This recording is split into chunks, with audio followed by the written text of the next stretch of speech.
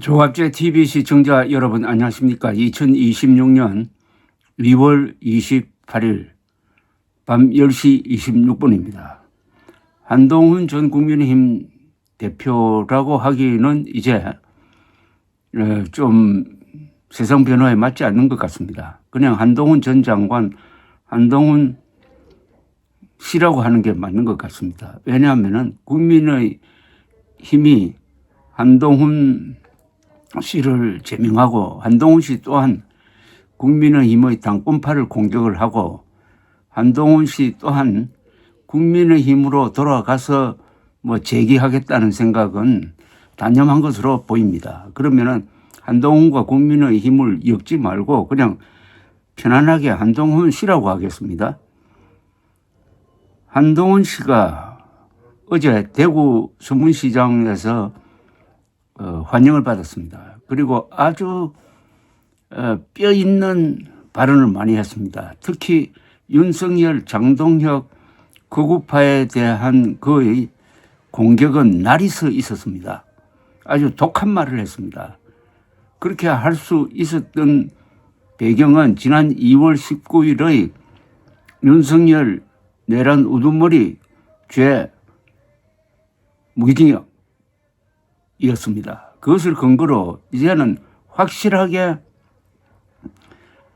장동혁 세력을 내란 비호 집단으로 몰아세우기로 작심을 하고 나와서 명쾌하게 이야기를 하니까 과거의 발언과 차원이 달랐습니다. 이것은 정면 승부입니다. 진검 승부입니다. 그래서 한동훈 씨는 장동혁으로 대표되는 내란 비호 극우 컬트 그룹에 대한 정면 공격을 출발점으로 하여 먼저 보수 세력의 정통성을 장악하고 헌법, 사실, 상식을 믿고 행동하는 다수 국민을 결집시켜가지고 국가 중심 세력을 구축하고 그리하여 집권을 해서 국가를 운영하겠다는 대전략을 지금 펼치고 있습니다.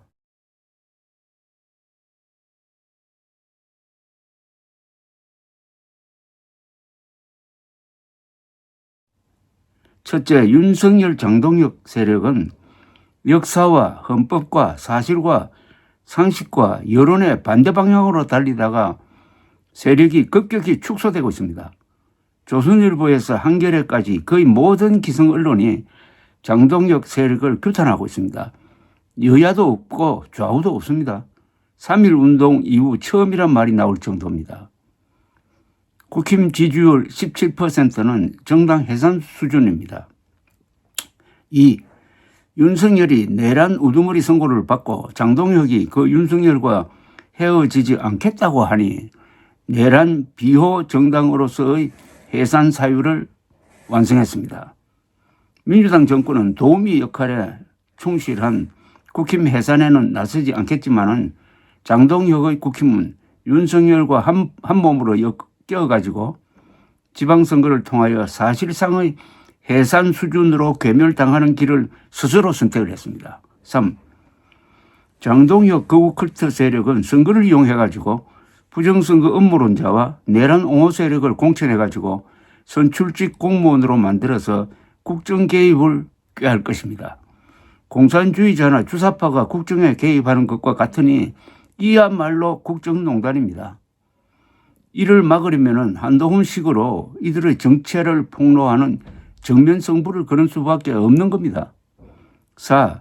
어제 한동훈의 대구 서문시장 연설은 그 어떤 주저함도 없이 공격적이었습니다.